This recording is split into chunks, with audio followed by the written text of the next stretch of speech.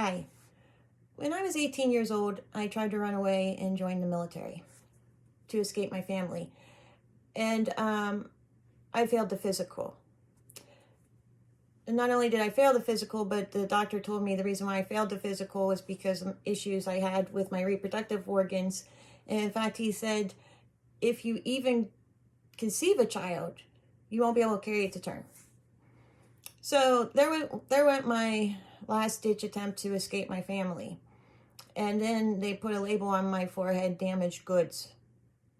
And it was funny because it wasn't until that moment that I even thought about having kids. I never even wanted to have kids. But then, when I was told that I couldn't, that became an issue for me.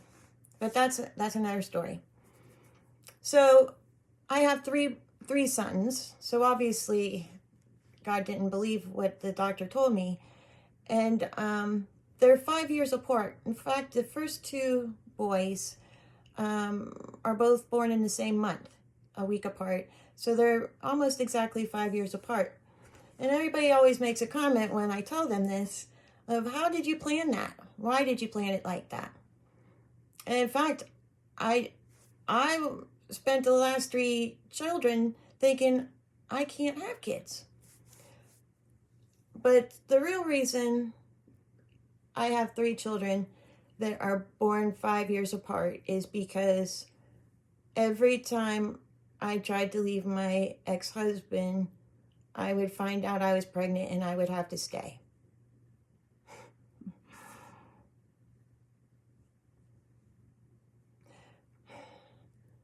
So, that's messed up. So my third son came around, and I was told that I was pregnant, and almost instantly, I started having a lot of health issues. I always did with my children.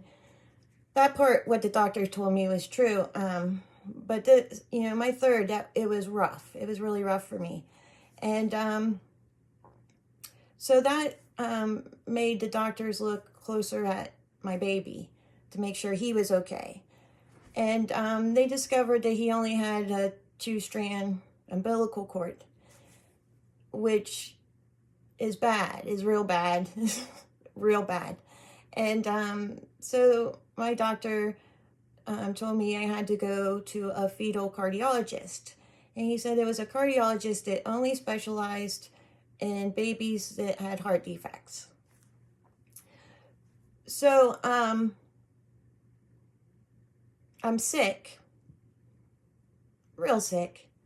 And then this doctor, my doctor is telling me that babies are born with heart defects. And I am naive. I was horribly naive to think this can't be true. This baby, my baby, no, this is crazy. So I took my middle son, because he was 4 at the time, and I took him with me to meet this fetal cardiologist. And she was nice enough, and the ultrasound just kept going on and on and on. And she just kept her eyes glued to that screen and the wand on my belly. And I'm sitting there looking at the clock, and I'm thinking, man, this has been going on for 45 minutes. What is she looking at? And my middle son, he's crying. He's done. He wants to go home. He's tired of being at doctor's appointments with his mom. So the cardiologist, after she was finally done with the ultrasound, she took us into the waiting room where there was nobody there. And she started to draw a picture of a heart. And I remember my mind going, don't listen to her.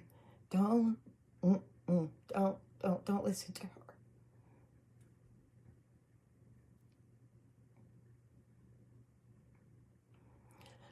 But she kept drawing pictures of my baby's heart, and by the time she was done with what my baby's heart looked like, it didn't look like a heart at all.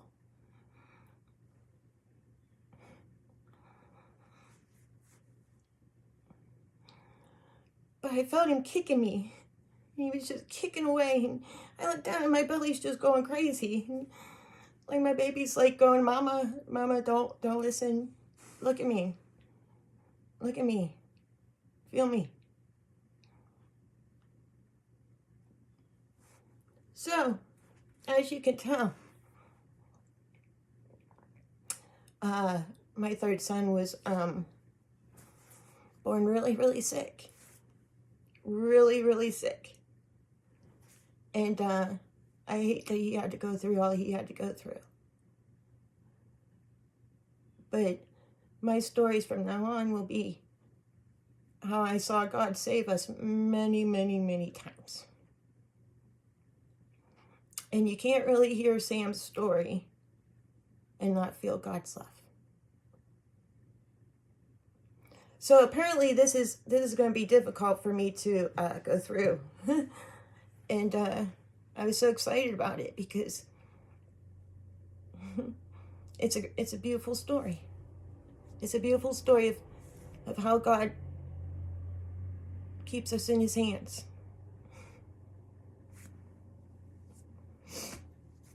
Thank you.